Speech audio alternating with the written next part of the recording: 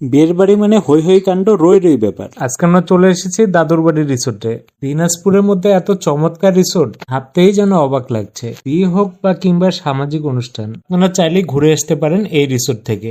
আসসালামু আলাইকুম বন্ধুরা, কেমন আছেন আপনারা? আজকে আমরা চলে এসেছি দাদুর বাড়ি রিসোর্টে। দিনাজপুর শহর থেকে একটু দূরে একটা চমৎকার রিসোর্ট। দিনাজপুরের মধ্যে এত সুন্দর রিসোর্ট এর আগে কখনো দেখিনি। আজকে এই রিসোর্টটা ঘুরে আমাদের কেমন লাগলো এবং এর পাশাপাশি এই রিসোর্টে গিয়ে আমরা কি কি করলাম সবকিছু আজকে আপনাদের মাঝে শেয়ার করব। আমরা এখন যেখানে দাঁড়িয়ে রয়েছি এটা হলো দাদুবাড়ি রিসোর্টের মেইন গেট। আমরা যেহেতু রংপুর শহর থেকে এখানে গিয়েছিলাম, প্রায় 2 ঘন্টার মতো সময় লেগেছিল। সবাই এখানে রিসোর্টের বাইরে দাঁড়িয়ে ওয়েট করছিল। এটা রিসোর্ট এবং পার্ক একসাথে, শীত হোক কিংবা গ্রীষ্ম সবসময় এই পার্কটিতে ভিড় লেগেই রয়েছে। এর বাড়ি গেটে ঢুকতে যে একটা দর কষাকষি হয় সেটাই চলছিল।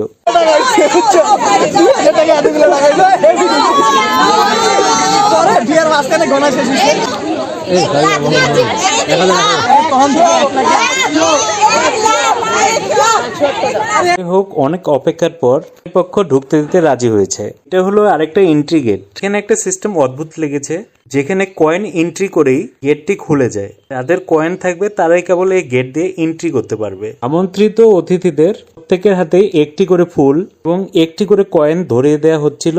বিষয়টা ছিল অনেকটা এটিএম কার্ডের মতো। এটিএম কার্ড দিয়ে যেমন টাকা উঠানো যায়, কয়েন এন্ট্রি করলে গেট খুলে যায়। এন্ট্রি করার পর এইটা হলো রিসোর্টের প্রথম লুক।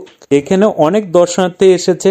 রিসোর্টটি ঘিরে একটা সুন্দর লেক দেখা যাচ্ছে। কি চমৎকার পানির দৃশ্যটি, চারপাশে গাছপালা এবং তার পাশাপাশি লেক রিসোর্টের মধ্যে একটি অভূতপূর্ণ মাত্রা যোগ করেছে।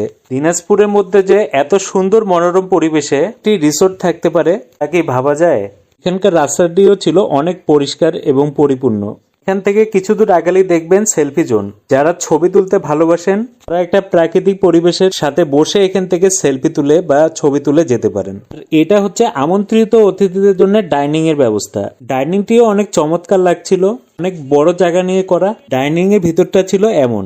বিয়ের বাড়িতে খাবারের মেনুতে প্রথমে ছিল রোস্ট, টিকিয়া, খাসির মাংসের কাচ্চি বিরিয়ানি, আলু বোখারার চাটনি। খাওয়ার শেষে ছিল বোরহানি এবং জর্দা। এই জায়গাটি ছিল বর এবং বউয়ের বসার স্থান।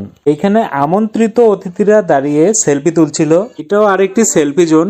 এখানে ফাউন্টেনের দৃশ্যটি আমন্ত্রিত অতিথিদের আকর্ষিত করে তুলে অনেক সুন্দর ডিজাইন করে এই জায়গাটি তৈরি করা হয়েছে।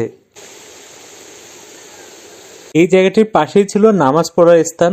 এই জায়গাটিতে হাঁটলে আপনার মন ভালো হয়ে যাবে। জায়গাটি ওয়াটার গ্যালারি নামে পরিচিত। সেলফি তুলতে এই জায়গাটি বেছে নেয়। ছোট্ট এই মনোমুগ্ধকর লেকটিতে অতিথিরা একসাথে ছোট নৌকা বা স্পিড বোটে করে